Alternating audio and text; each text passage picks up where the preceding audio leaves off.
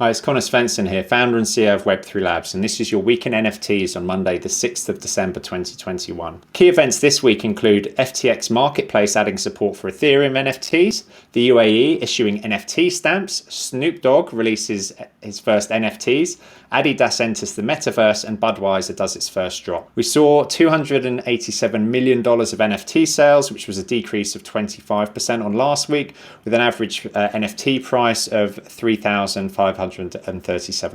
FTX, they've added support for people to actually buy and sell NFTs on their NFT marketplace. Previously, it was only possible to buy and sell Solana-based NFTs, but now they've said basically they want to add Ethereum support.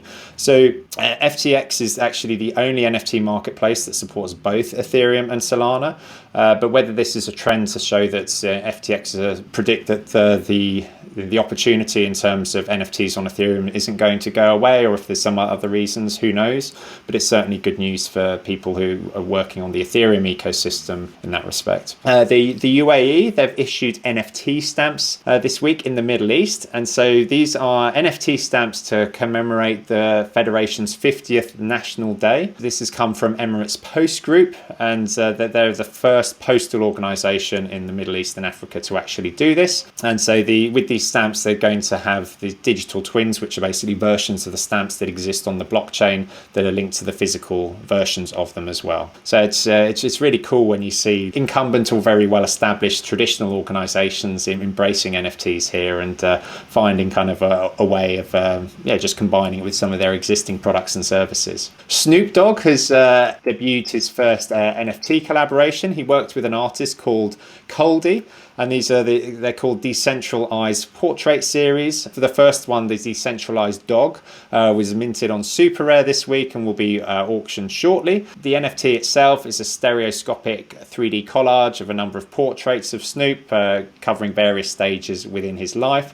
And there's going to be a NFT-inspired soundtrack as well. And we've spoken again, on other occasions about Snoop, how he's really embracing NFTs, and he had like an anonymous Twitter account talking all about his NFT collection. So it's no surprise that he's moved forward with actually minting them as well. And no doubt they'd be highly sought after given Snoop's position in industry. AMC and Sony, they're going to be distributing 86,000 NFTs to cinema attendees who reserve or purchase advance tickets for Spider-Man No Way Home. So this is like the latest Spider-Man movie, and just as an incentive to get people into the cinemas, they're doing this collaboration. So given the popularity of Spider-Man, I'm sure they're going to be another big success there. A gallery based in France, they're organising a NFT auctions related to physical personal property owned by Napoleon Bonaparte. And so this is to mark the bicentenary of his death. There's going to be 5 objects which are going to be sold online via this NFT sale, and this is going to be on OpenSea. So some of the items include his cane, a gold snuff box,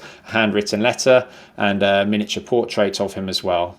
And so again, there's just more fun collectibles out there. A signature of the Star Trek producer Gene Roddenberry has been turned into an NFT and implanted into the DNA code of a living bacteria cell. The idea here is it's the first living eco NFT, which is kind of blows my mind a bit. It's the intent though is that this bacteria will replicate itself, and this will create more copies of the eco NFT. And so it's something that was exhibited at the Art Basel this year, and this was done on the Solana blockchain. So it's kind of mind blowing, this one, and I need to go a little bit deeper into it to really understand how it's all working here. But the idea of encoding NFTs into a DNA sequence is pretty mind blowing. Adidas as well, they've made their first proper foray into NFTs. We spoke previously about a potential collaboration with Coinbase that was announced last week, and they've basically now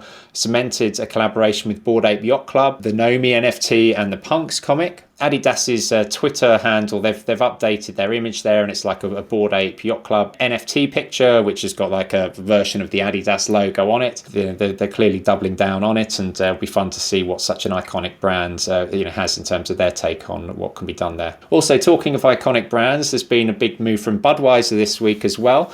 We spoke previously how they'd bought the beer.eth ENS name earlier on this year, and they've now actually changed their Twitter profile name to be beer.eth as well. And they released a collection of NFTs this week, there was 1,936 or 1936 designs of beer cans that they released as NFTs, and they sold out in less than an hour. The NFTs, they could actually buy them through Budweiser's website, which is a pretty cool foray to see them going into that. Finally, blockchain.com, they've announced they're going to be launching their own NFT platform, which will be powered by OpenSea. I think this is more just to provide a more seamless experience for users of blockchain.com to actually trade in NFTs, because it's being powered by OpenSea behind the scenes.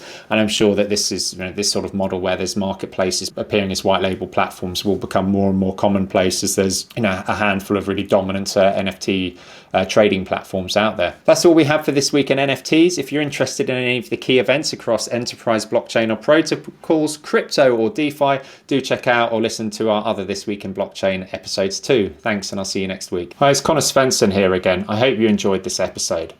I'm really excited to share with you that I've written a book, The Blockchain Innovator's Handbook, a leader's guide to understanding, adopting and succeeding with this disruptive technology.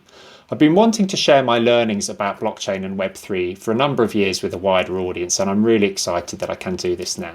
This book covers everything from the fundamentals of the technology through to opportunity identification and implementation for your business to ensure that you can be one of the big beneficiaries of the wider transition to Web3 that's taking place now. The book is available in physical as well as digital form. For more information, head to web3labs.com/innovators.